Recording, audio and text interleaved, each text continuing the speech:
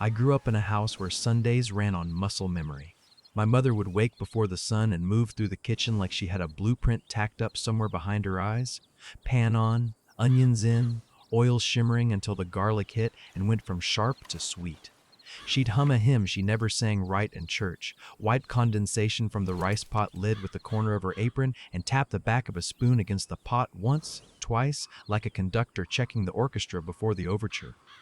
My father would be in the small laundry room that doubled as his parts closet, scrubbing grease from his hands with a bar of that orange pumice soap that smells like oranges if oranges spent their lives under cars. He'd come kiss my mother at the temple and say something about torque settings or the price of a new alternator for Mr. Martinez down the street. Our house wasn't rich, but it was tight like a bolt seated just right, not strangled into stripping its threads.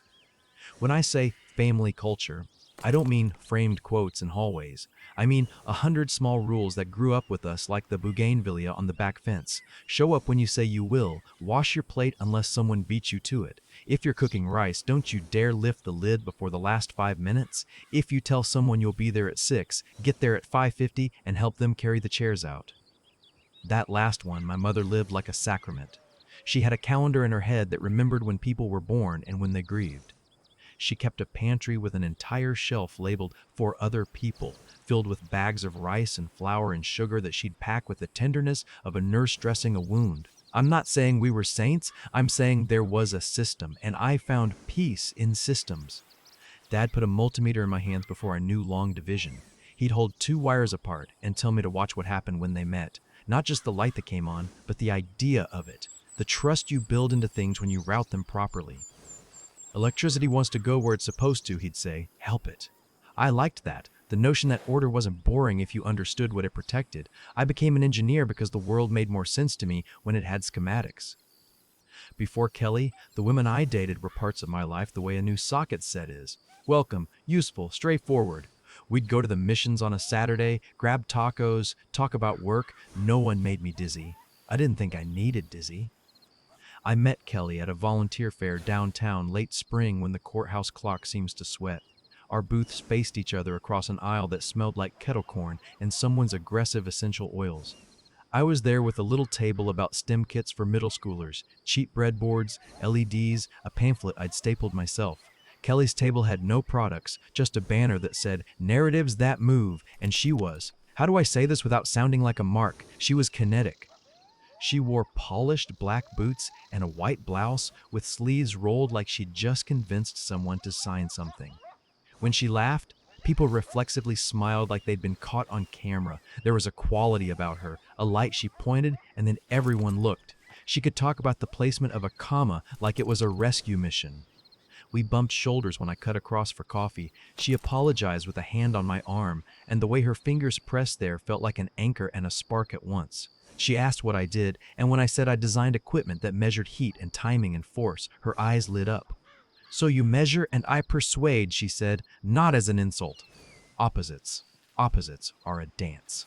She said it like a line she'd written for a client, but believed enough to try out on me. It worked. Our first date was at a rooftop bar strung with lights like someone had decided the stars needed backup. She told me she grew up in El Paso with a mother who sold houses and a father who sold himself a lot of stories. "I'm allergic to pretenses I didn't write," she joked. She talked with her hands. People watched her when she wasn't looking. I told her about my mother's pantry shelf, about the way my father could listen to a car and diagnose what it needed like it was telling him a secret. "You were raised by a congregation," she said. "I was raised by a marketing department." She laughed, but there was a shape to the truth in it. We were good for a while. By good, I mean it felt like someone had added color to parts of my life I'd assumed were grayscale by nature. She took me to a poetry slam and whispered play-by-plays in my ear like a sportscaster who'd switched to metaphor. "That line is the hook. Listen, here comes the bridge." I took her to a diner where the waitress calls everyone mijo and the salsa makes your scalp sweat and the cook asks about your mom without knowing your name. Kelly could talk to anyone. She'd ask the dishwasher how his day was and get a story out of him like she'd subscribed to it. The first time she came by the tiny lab where I worked, she picked up one of my thermal assemblies the way people pick up newborns. "You made this?" she said, reverent. "You made this make sense." I felt 12 feet tall. At the same time, there were things about her that moved like light, that I couldn't quite capture on a diagram. She called herself a translator. I don't sell, I translate, she'd say. Brands already have a soul, I teach them how to talk. She had a way of turning criticism into a compliment if it suited her. If I said, your apartment is chaos, she'd grin and say, yes, it's alive. If I asked, do you always run on empty? She'd say, I'm an artist with gas tanks. That kind of language makes you feel like you're in on a poem until you realize it's also a smoke machine. I took her to my parents' house on a Sunday after we'd been seeing each other 3 months. I prepped her on the drive like a coach with a whiteboard. There will be too much food and not enough chairs, and my cousins will talk like they're auditioning for loudest person alive. My mother loves you before she knows you. My father will ask if your car is making any sounds. We do this thing. My sister calls it the family tradition test. Test? She repeated, eyebrows up.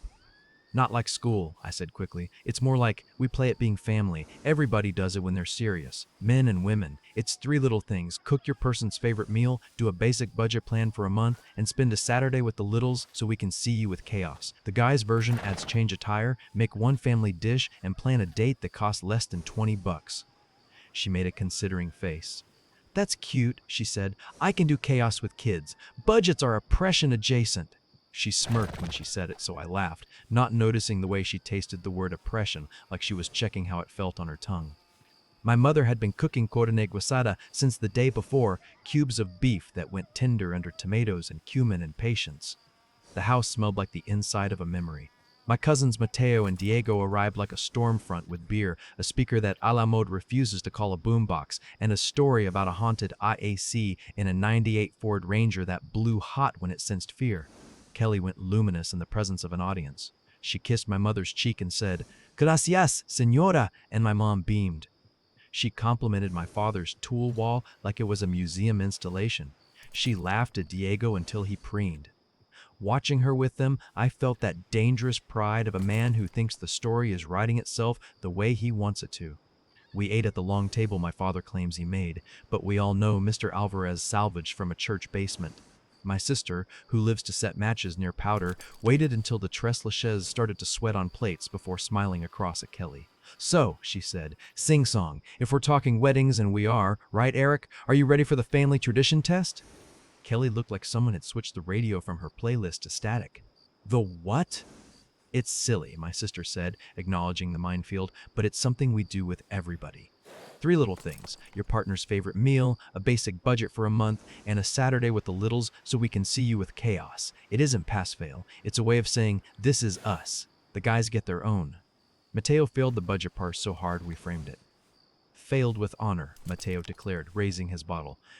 Diego added, and I burned the rice. There were witnesses, and there will be t-shirts. My mother reached out and patted Kelly's hand. Mija, it's not a test like school, she said, in that voice that could talk a tantruming toddler down or a cop out of a ticket. It's like we play at family. We see how you play. Kelly's mouth smiled, but her eyes didn't. I don't do auditions, she said. It's not, my sister began.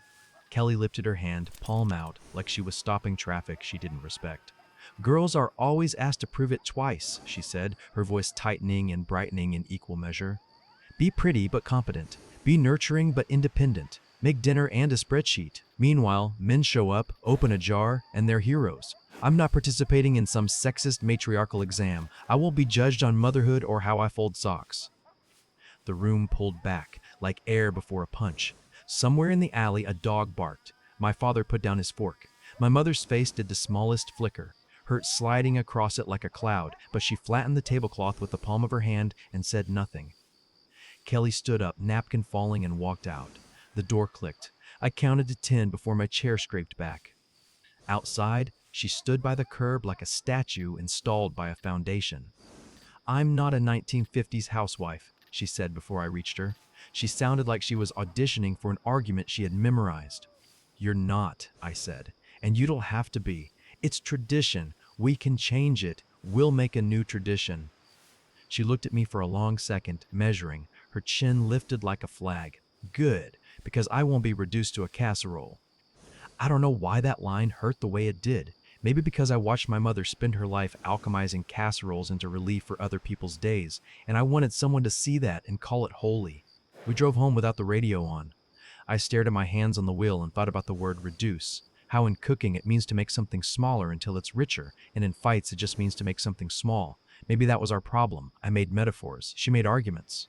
By Wednesday, Kelly had a thread up online about the hidden sexism of family rituals and the patriarchy wearing aprons. The photos were curated within an inch of their lives, her hand on a coffee cup, light cutting across a page in a notebook where she'd written manifesto in swooping loops, a selfie with a caption about breaking cycles. Her friends commented in a chorus, "Preach, Queen! Say it louder for the people in the back! You're doing the work!"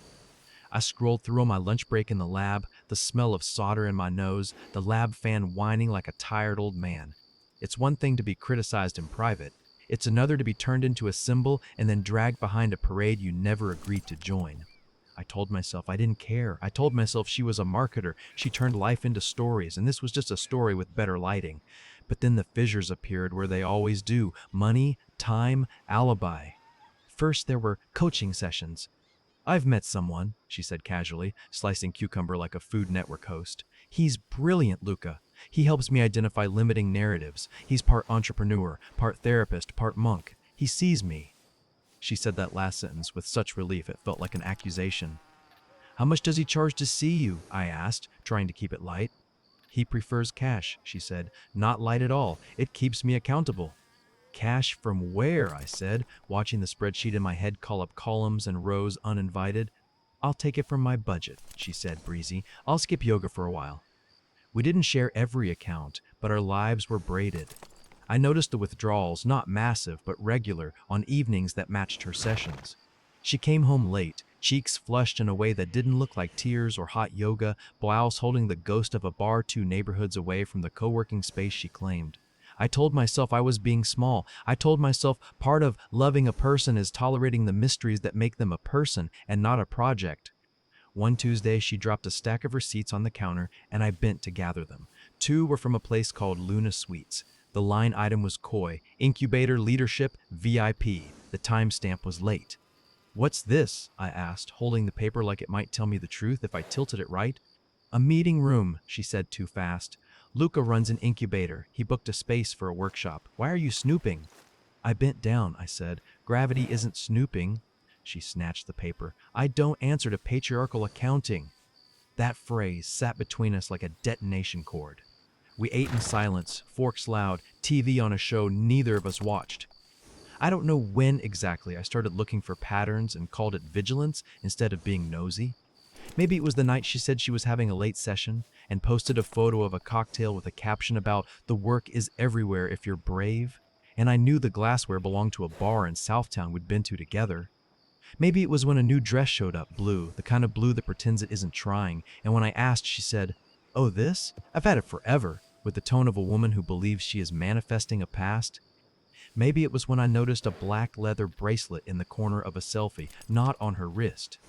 I asked her once, careful, like I was approaching a dog that might have been hit before. "Hey, do you want to come to the community pantry on Sunday? We're short on hands. There's no test. We'll just pack bags, talk to folks. My mom would love—" "I have a deadline," she said. "My manifesto."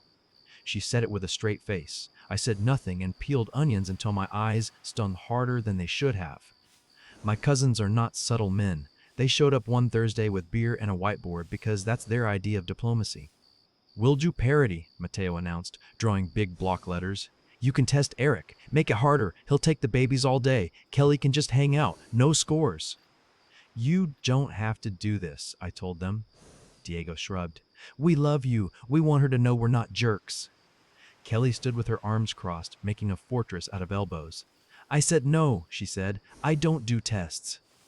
"It's not a test," Mateo said, earnest in the way that makes him look younger than his beard.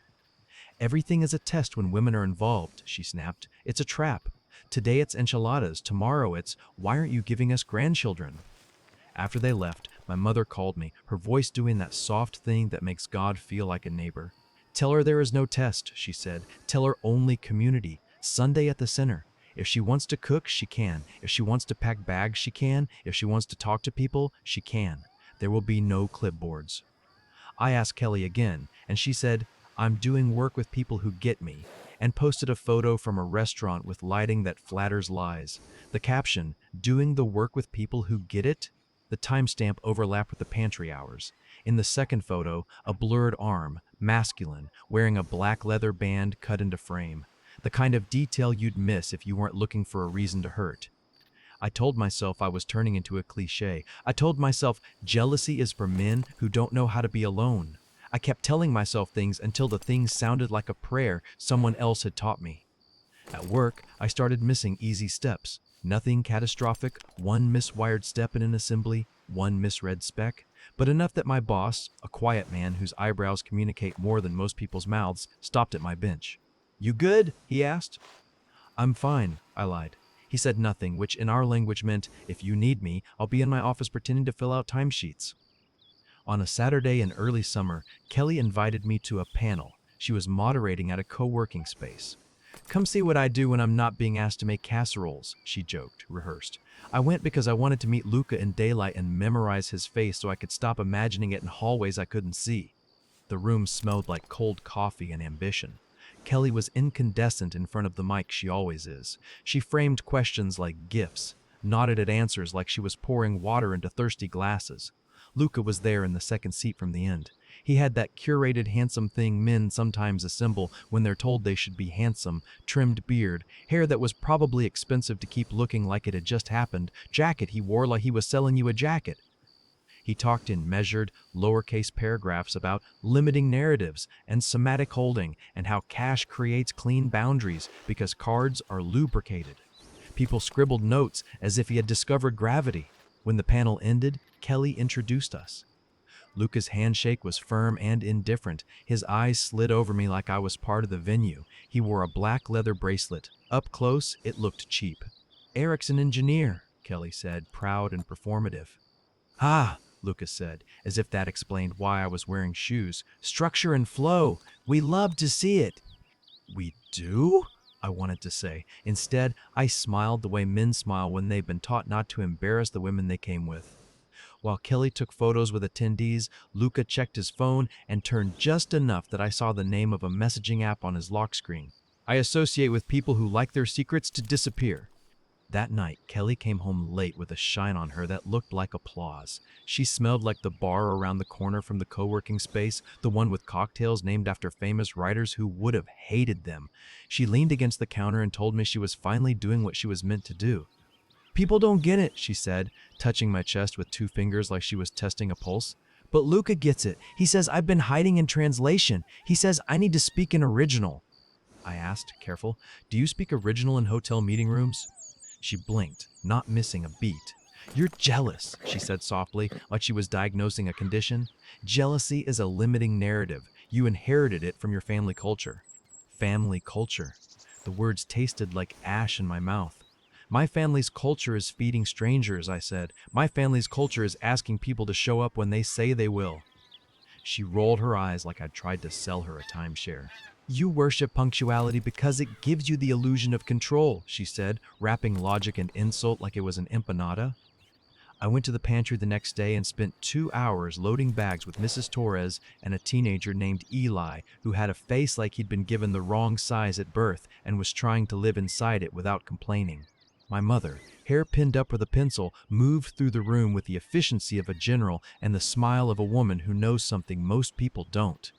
"You okay?" she asked once, not stopping. "I think so," I said, "but I might be lying." She handed me a bag of rice and tapped the back of my hand with her finger like a metronome. "Dignity," she said, as if she were assigning me a word. "You hold on to it, even if you have to put down other things to do it." If you've never been loved by a small, formidable woman who believes in both God and gossip in equal measure, I don't know how to explain to you the way a single word can feel like a blanket. I resisted counting receipts. I resisted. But the brain that loves schematics doesn't stop loving them because your heart commands it. Another Luna Suites charge appeared 2 Thursdays later. Incubator Leadership, VIP 11:42 p.m. The cash withdrawals lined up like little gravestones on the bank portal. A photo showed up on her story in a blue dress I hadn't seen, captioned "Electricity without wires." The phrase caught in my throat like a fishbone. In the corner of the mirror behind her, half out of frame, was a fist on a table wearing a black leather bracelet. I zoomed. I told myself it could be anyone's fist. I told myself the bracelet could be a coincidence. I told myself bracelets aren't monogamous. That night, she came home glowing, said she'd had a breakthrough. Lucas says my anger at your mother is really anger at my own mother, she said. Kitchen island as pulpit. He says your family's test triggered my scarcity wounds. My family's test is whether you show up and tell the truth, I said. If that triggers your wounds, maybe the wound is honesty.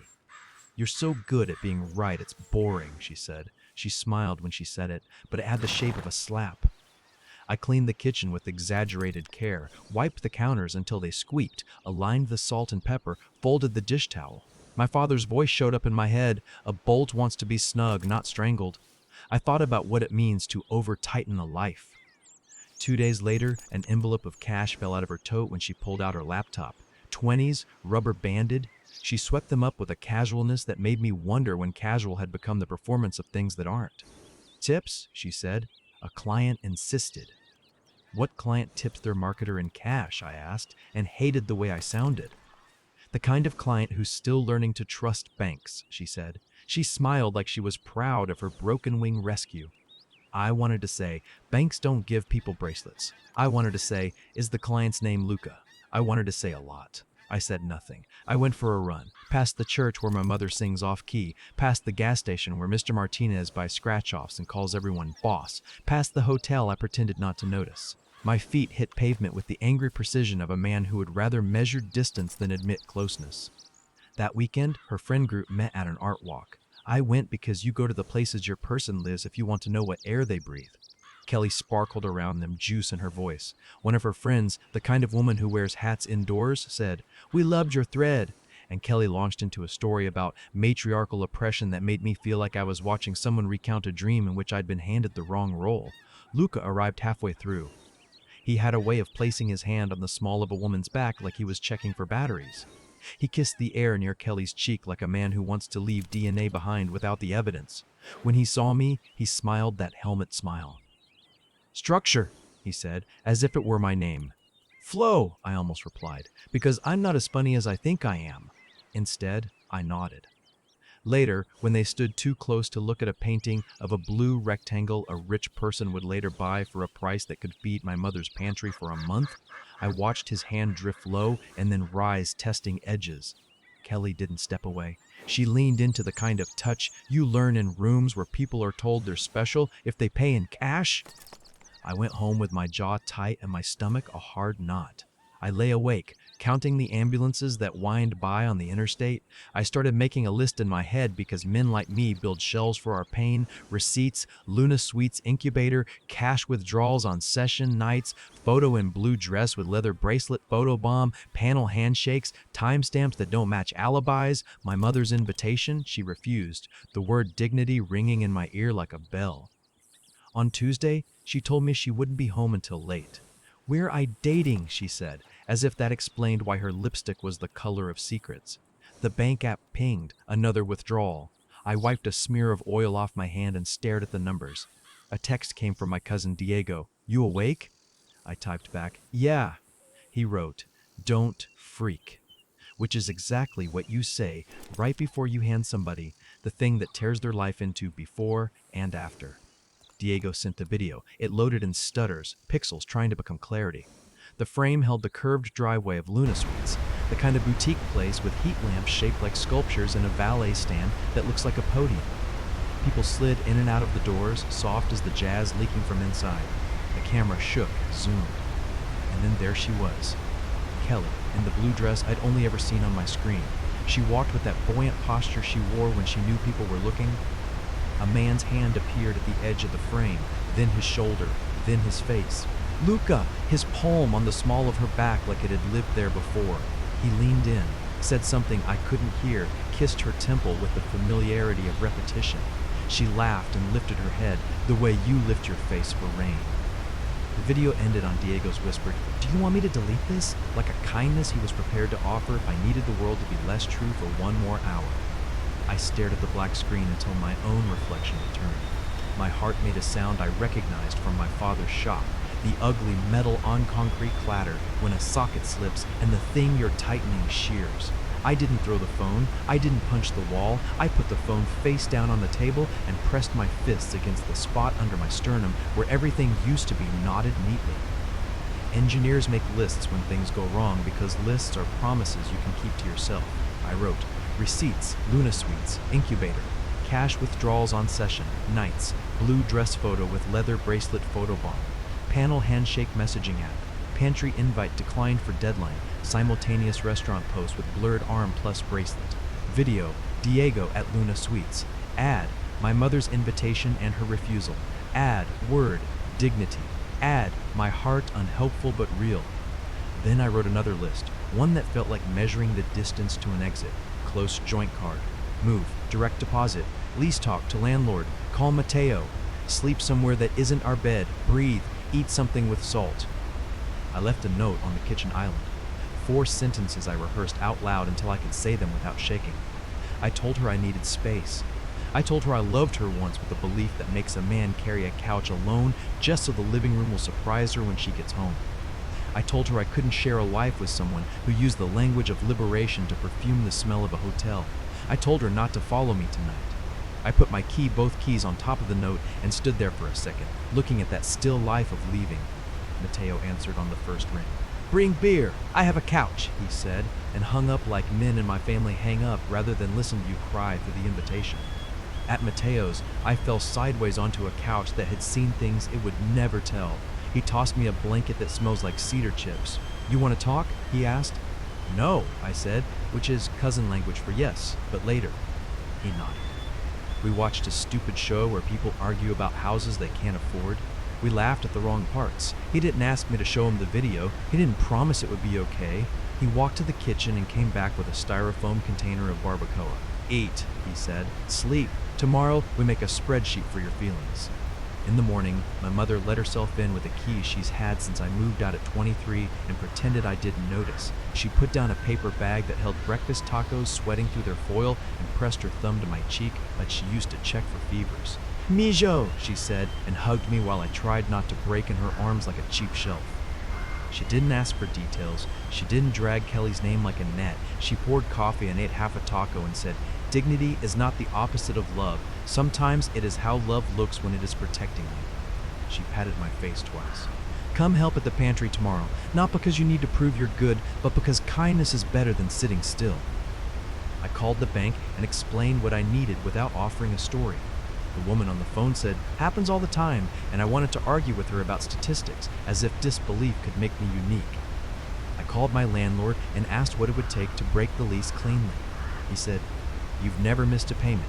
Give me 30 days and we'll call it even. I moved my direct deposit.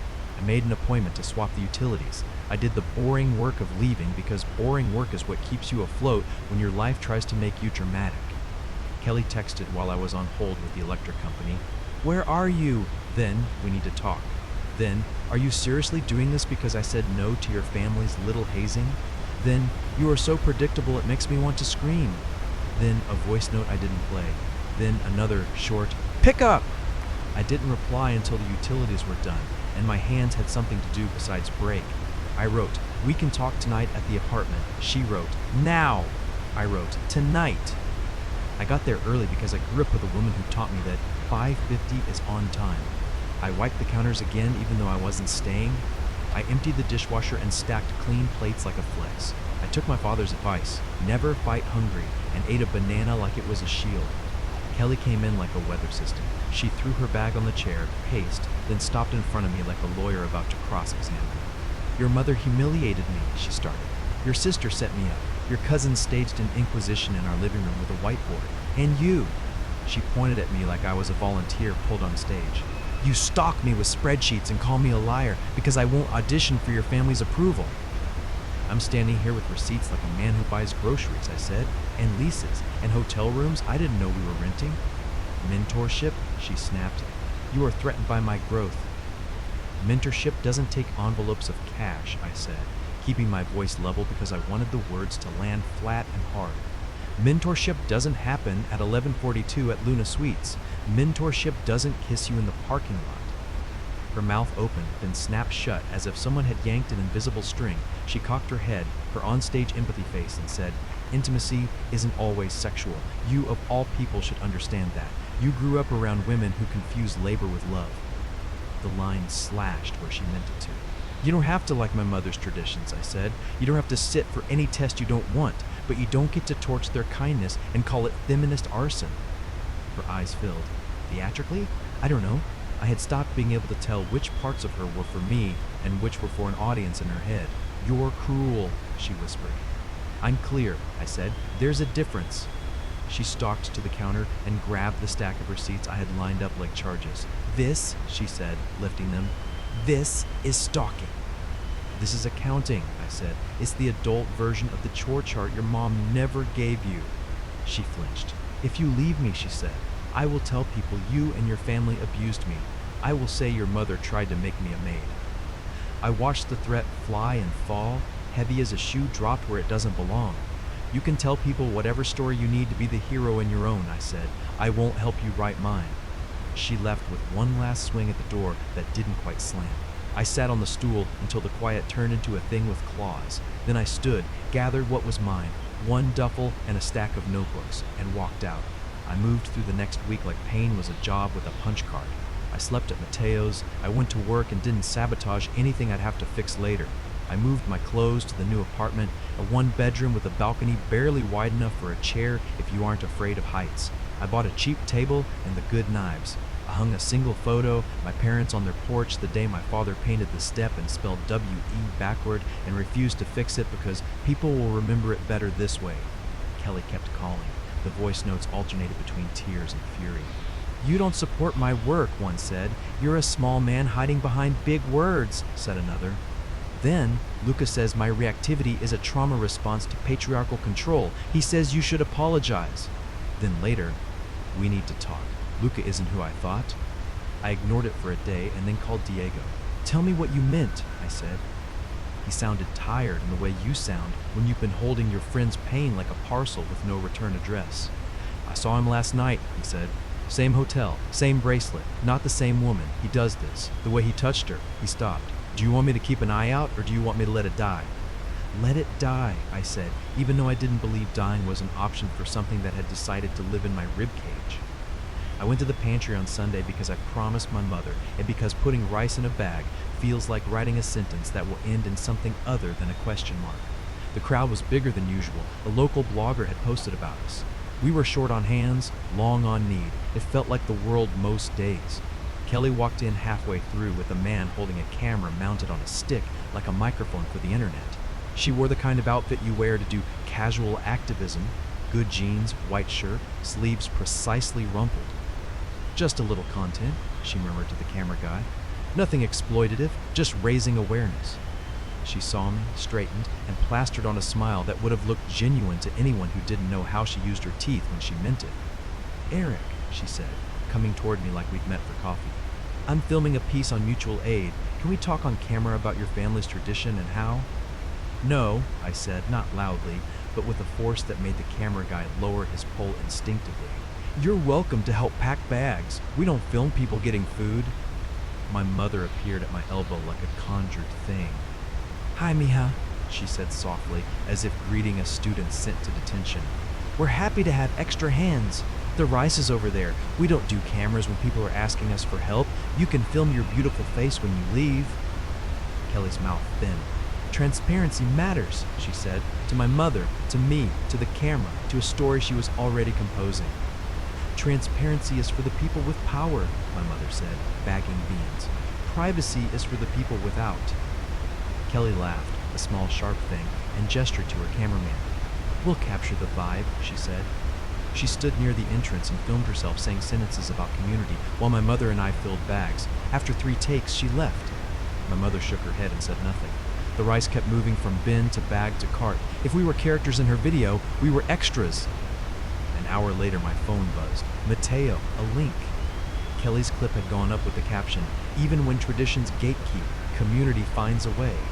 I turned the phone off because there are rooms you cannot let the internet into without ruining them. That night, Diego texted a different link. Watch the second slide, he wrote. Someone, maybe the camera guy with a conscience, Maybe a person who had been filmed trying to keep their dignity while asking for sugar had posted behind-the-scenes footage, Kelly rehearsing lines, rejecting one because it makes me sound like I'm blaming poor people, accepting another because it centers me, but in a humble way. The moment with my mother captured from the side, so you could see the set of my mom's shoulders when she said privacy is for the people without power. The comments were not kind to Kelly, and I took no pleasure in it. I learned something about myself in that moment. Revenge tastes worse than regret when you grew up in a house where humility is salted on everything. 3 days later, Kelly tagged me in a long post about narcissistic abuse and cultural fundamentalism. I didn't respond. Mateo called. "Do you want me to clap back?" he asked, thrumming with cousin energy. "No," I said. "We don't need to win the internet. We need to pay the electric bill." He laughed and then went quiet. "We're throwing a small party at Moss for Mrs. Torres' retirement from the school cafeteria," he said. "Come, bring that salsa you pretend is better than Moss." He paused. "It won't be a test." I went. We ate cake in small plates that couldn't structurally support the frosting. We played music too loud and argued about cumbia versus anything else. At one point, my mother clinked a spoon against a glass. "New family tradition," she announced, like she was passing an ordinance. "The only test is, did you show up when you said you would? Did you tell the truth when it mattered? Did you carry something heavy when someone needed you?" People laughed and cheered and teased Diego about his rice. I felt something in my chest unclench a notch. 2 weeks after I moved, Kelly showed up at my building. She buzzed and left a note with the front desk. "I found it when I came home. We should talk. Luca isn't who I thought. He's toxic. He owes me money. I think he used me. I need a friend." I stood there in the lobby, reading it like it was in a language I didn't speak anymore. I didn't text back. I didn't gloat. I made pasta with too much garlic and sat on my new, cheap balcony on my new, cheap chair and watched the city hold its breath between heat and night. Mateo came over with a six-pack and a drill, and we mounted shelves in silence. There is no better therapy than two men making level things out of an uneven life. I wish I could give you a crescendo where justice rolls down in public and Luca gets sued and Kelly issues a Notes app apology that restores the balance of the universe. What happened is smaller and more ordinary. Kelly's posts about feminism gave way to posts about trauma. Healing gave way to posts about rebirth. Gave way to posts about glamping. Luca appeared in fewer photos and then in none. The charges at Luna Suites stopped because the card did. The cash withdrawals ceased because the envelope was empty. Work got better because I looked at what was in front of me and not at my phone. I stopped making small mistakes. I started going for runs that were about my lungs and not my rage. I bought tomatoes at the farmer's market because my mother raised me to respect seasons. That's where I saw Kelly again, months later, at a stall arguing with a man about the meaning of organic certification like she'd invented photosynthesis. She turned and saw me and smiled like we were acquaintances who had collaborated on a group project once. "You look good," she said. Her eyes did that scanning thing we all do, even when we try not to. Ring, watch, shoes, signs of happiness we might measure and then grade. "So do you," I said, because I was raised right. "Are we okay?" she asked, as if okay were a meeting spot and not a miracle. "We're not at war," I said. "That's enough." She nodded. She reached for the line she'd been holding in reserve. "I'm glad your family learned," she said, "about those tests." I could have delivered a lecture about humility and misapplied concepts. I could have handed her a syllabus about the difference between gatekeeping and gravitas. I could have told her what my mother said at Mrs. Torres' party and how we made a new tradition without her because traditions aren't gates, they're bridges. But the honey was expensive and the sun was high and I had tomatoes getting warm, so I said, "Take care," and meant it. I brought the tomatoes to my mother's and we sliced them over the sink and salted them and ate them standing up like people who never learned to fear juice on their shirts. She asked me how I was, which is my family's way of saying, "Do you have enough rice?" I told her I was okay. I wasn't lying. Here's the thing I've noticed in the months since. When you strip a thread on a bolt, you can force it back into the nut with enough strength, and maybe it will hold for a mile or a week. But once you've ruined the thread, you can't trust it. You need a new bolt and sometimes a new assembly. That's not cruelty, that's physics. It comforts me to think the world has rules we didn't write but can respect. I kept running. I learned the names of the older women who show up at the pantry every week, not because they need food, but because they need to boss someone younger than them. I went to Mateo's gig and cheered too loud. I bought a plant I've managed not to kill, which my mother says is good training. I wrote a list on the fridge: milk, onions, patience, compassion, boundaries. I add more salsa as a joke to myself because some heat is necessary. Sometimes I add no more hotels because memory thinks it's funny. People ask, gently or gossip rough, what happened? I say, we weren't right for each other. If they press, I say, we didn't agree on where honesty starts. If they won't let it go, I tell the truth. She yelled sexism to hide another kind of disrespect. The people who need to hear that nod like a gear catching a tooth. The people who don't say, that's complicated, they're right too. The truth almost always is. If there's a moral, and I don't trust stories with morals, but here we are, it's this: principles are precious, but they make terrible disguises.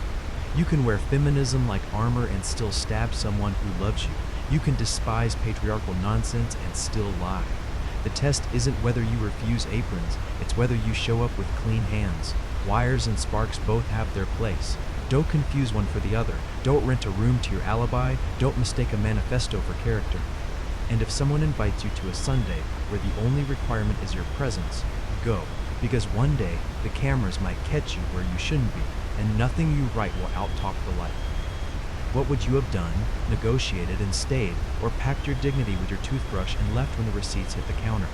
Where do you draw the line between boundaries and weaponized principles? Drop your thoughts below. If this story hit, please like the video, subscribe for more, and share it with a friend who needs to hear it. I'll see you next Sunday with clean hands and extra rice.